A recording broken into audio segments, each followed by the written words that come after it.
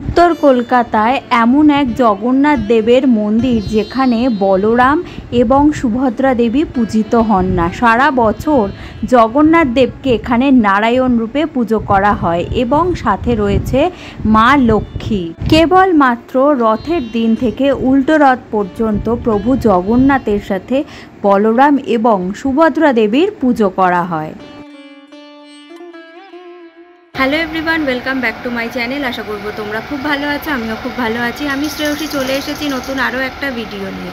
27 তারিখ শুক্রবার রথ, আর তার ঠিক আগেই কিন্তু আমি চলে এসেছি উত্তর কলকাতার খুব সুন্দর জগন্নাথ দেবের মন্দিরে। এই মন্দিরে তোমরা কিভাবে আসবে, মন্দির কখন খোলা হয়, কখন বন্ধ থাকে এবং মন্দিরে প্রভুর আরতির সময় কখন, সব ডিটেলস থাকবে এই ভিডিওতে। শুধু তাই নয়, সারা বছর এই মন্দিরে পূজিত হন জগন্নাথ দেব। বলরাম এবং সুভদ্রা এই মন্দিরে পূজিত হন না কেন, মন্দিরের ইতিহাস, সব ডিটেলসও থাকবে আজকের এই ভিডিওতে। তো চলো ভিডিওটা শুরু করি। এই মুহূর্তে আমি দাঁড়িয়ে রয়েছি উত্তর কলকাতার দেশবন্ধু পার্কের ঠিক সামনে। দেশবন্ধু পার্কের ভেতরেই কিন্তু রয়েছে জগন্নাথ দেবের মন্দির। এই দিক দিয়ে সোজা গেলে তোমরা পেয়ে যাবে রাজা দীনেন্দ্র স্ট্রিট, আর যদি এই দিক দিয়ে চলে যাও তাহলে পেয়ে যাবে শ্যামবাজার। আর রাজা দীনেন্দ্র স্ট্রিট আর শ্যামবাজারের ঠিক মাঝখানেই কিন্তু রয়েছে দেশবন্ধু পার্ক। আর এখন কিন্তু ঘড়িতে বাজে প্রায় 6:30, ভোর 6:30টার সময় কিন্তু আমি চলে গেছি দেশবন্ধু পার্কে। রথ উপলক্ষে আলো দিয়ে খুব সুন্দর করে এখানে সাজানো হয়েছে। সন্ধেবেলায় কিন্তু দেখতে ভীষণই সুন্দর লাগবে এই আলোগুলো। আর রথ উপলক্ষে কিন্তু এখানে একটা ছোটোখাটো মেলাও বসে। এই হচ্ছে জগন্নাথ দেবের মন্দির, আর মন্দিরের ঠিক সামনেই রয়েছে সিংহদুয়ার। আর মন্দিরের ঠিক চূড়ায় কিন্তু দেখতে পাচ্ছ ধ্বজা লাগানো রয়েছে।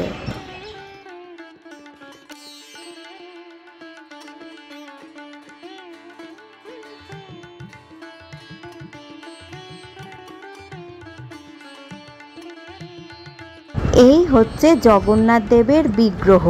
রথের ঠিক 2 দিন আগে প্রভুকে রাজবেশে সাজানো হয়।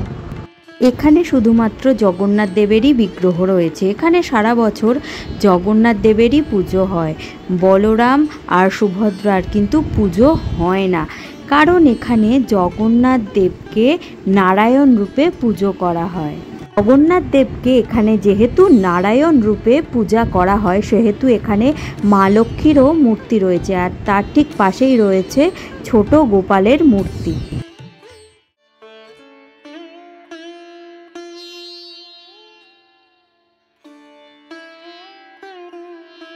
সকালবেলায় প্রভুকে এখানে ভোগ নিবেদন করা হয়েছে, আর ফুলের যে সাজ, সেই সাজ প্রভুকে পরানো হচ্ছে।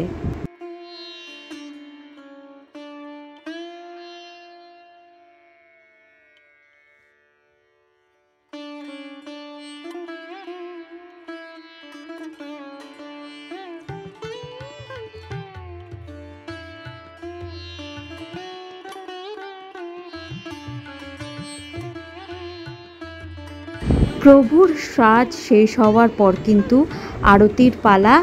আর এখন যেহেতু সকালবেলা তাই ভিড়টা একটু কম।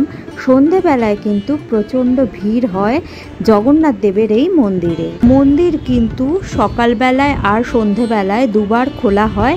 আর রথের দিন কিন্তু সারাদিন এখানে হোম যজ্ঞ পুজো পাঠ হয়ে থাকে।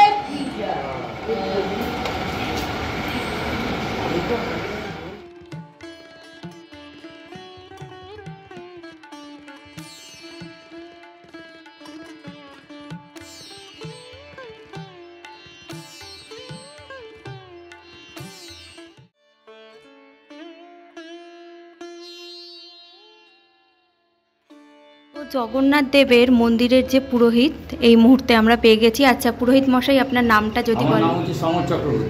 আচ্ছা, প্রভুর সেবায় আপনি কত বছর ধরে রয়েছেন? 3 বছর ধরে আছি। মন্দির প্রতিষ্ঠা হচ্ছে 2 বছর। 2 বছর।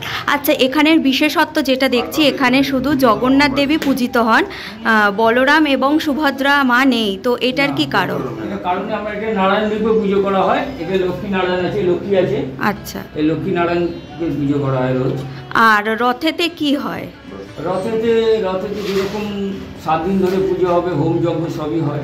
আচ্ছা, রথেতে কি সুভদ্রা এবং বলরাম আসে? হ্যাঁ আসেন, ওই পাশের বাড়ি ওখান থেকে আসেন। আচ্ছা, জগন্নাথ বলরাম। আচ্ছা। আর মন্দির খোলা বন্ধের সময়? সকাল 6টা থেকে 11টা, বিকেল 4টে থেকে 8টা। আর আরতির সময়? আরতি হচ্ছে সকাল 7টা থেকে 7:30টা, আর বিকেল 6:30 থেকে 7টা। অসংখ্য ধন্যবাদ আমাদের চ্যানেলে সহযোগিতা করার জন্য। মন্দিরের বাইরেই এখানে তোমরা দেখতে পাচ্ছ রথ রাখা রয়েছে, আর রথের ঠিক কিছুদিন আগে এই রথটাকে কিন্তু রং করা হয় আর খুব সুন্দর করে ফুল দিয়ে সাজানো হয়।